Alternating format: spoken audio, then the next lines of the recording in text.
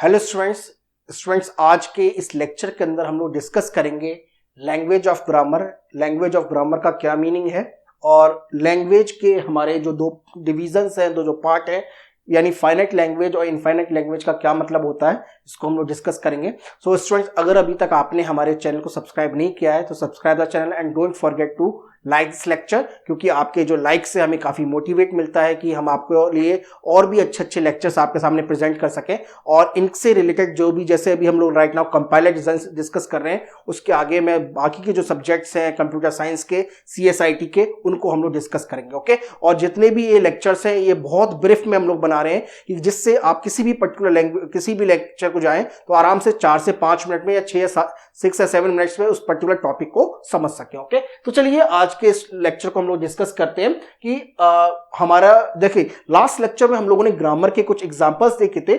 आज के इस लेक्चर में हम देखेंगे कि जो ग्रामर होती है वो ग्रामर किस तरह की जो स्ट्रिंग प्रोड्यूस करती है, उस स्ट्रिंग के पूरे प्रोजेक्शंस को हम लोग जो लेते हैं उसको हम लोग उसका लैंग्वेज कहते हैं, उस पर्टिकुलर ग्रामर का। Okay, so language of a grammar is having the set of all the string that can be generated from the given grammar. तो हम लोगों ने देखा कि एक पर्टिकुलर ग्रामर से हम लोग काफी सारी स्ट्रिंग प्रोड्यूस कर सकते हैं। तो जो वो स्ट्रिंग होती है वो एक तरह की लैंग्वेज को जनरेट करती हैं, तो उसको हम लोग कहते हैं लैंग्वेज ऑफ ग्रामर।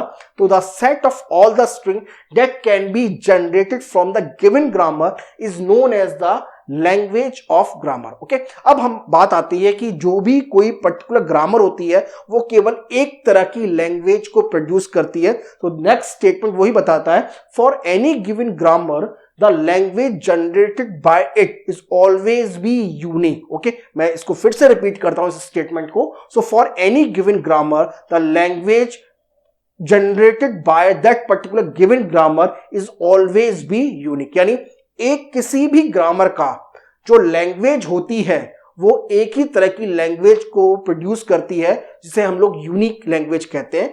तो for any given grammar the language generated by is always be unique, but for any given language we can have more than one grammar that can be produce by that can be generating that language। okay, तो किसी भी given language की हमारे पास काफी सारी grammar हो सकती है, जिसको हम लोग इक्विवेलेंट ग्रामर्स कहते हैं। तो इक्विवेलेंट ग्रामर्स का क्या मतलब होता है इसको मैं नेक्स्ट लेक्चर में बताऊंगा।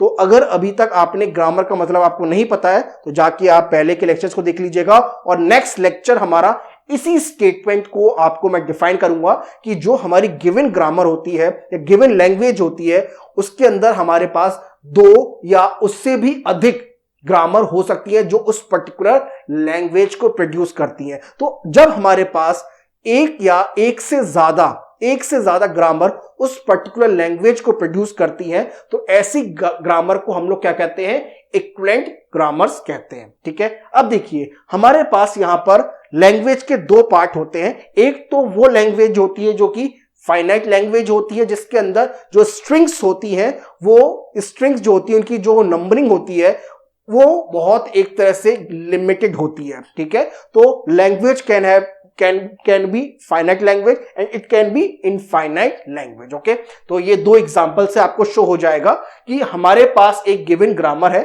अब ये ग्रामर जो है हमने लास्ट एग्जांपल में देखा था, लास्ट लेक्चर में।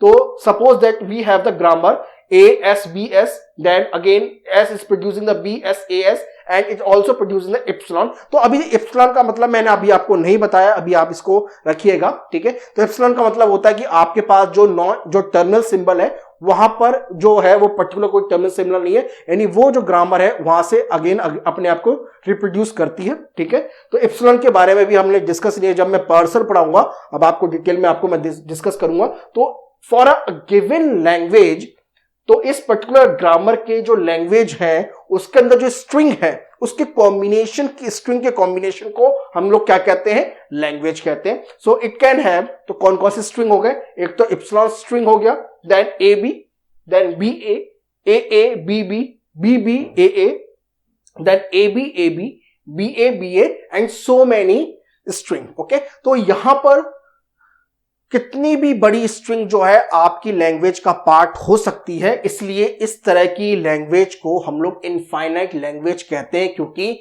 इसके अंदर जो स्ट्रिंग है वो बहुत सारे स्ट्रिंग्स हैं और जो कि इनफाइनाइट स्ट्रिंग्स हैं। सो इनफाइनाइट स्ट्रिंग से उनके कॉम्बिनेशन से जो लैंग्वेज प्रोड्यूस होती है उसको हम लोग कहते हैं infinite language. Okay, now next example is S is having the AB non-terminal symbol, then again A is producing the small a terminal and B is producing the B only. Okay, but this language is only having the one string, that is AB. Okay तो यहां पर केवल हमारी इस language की केवल एक ही string है जिसको हम लोग कहेंगे फाइनाइट लैंग्वेज। ओके तो यहां पर जो आपके सामने जो एग्जांपल है, यहां पर जो ये एग्जांपल है ये फाइनाइट लैंग्वेज का है और this is the example of infinite language.